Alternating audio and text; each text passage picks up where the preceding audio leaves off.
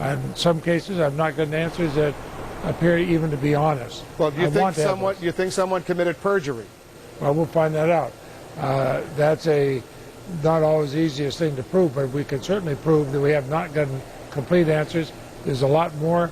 I think the American public deserves to have answers on this. Instead of every day a little bit more dribbling out, let's get all the facts, but let's have it under oath. It's interesting sometimes when people are sworn in.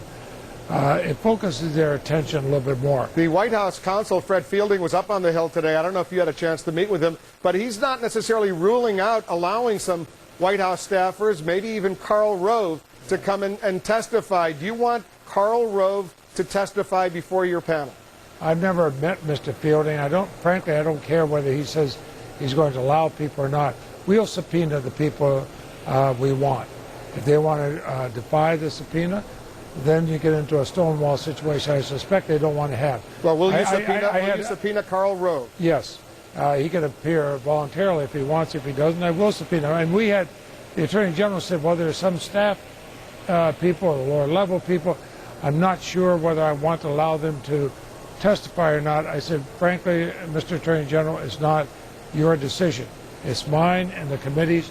We will have subpoenas.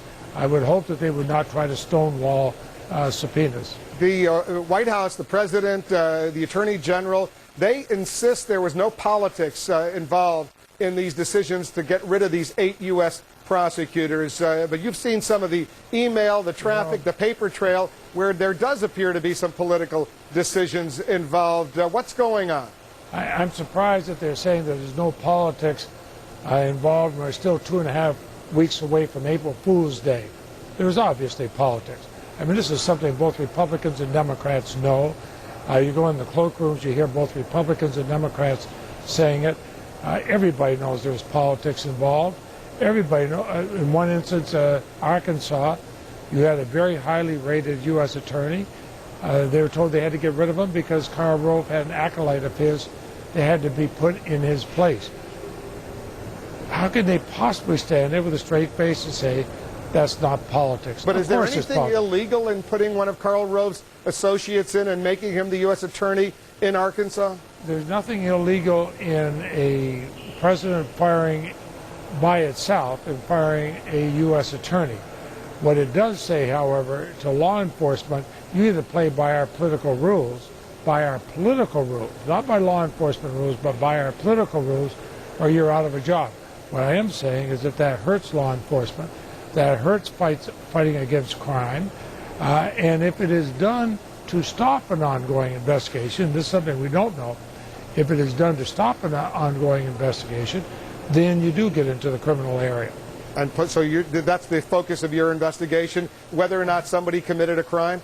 The first thing I want in my investigation is to find out exactly what happened. Sort of the old just the facts. I want to find out what the facts are.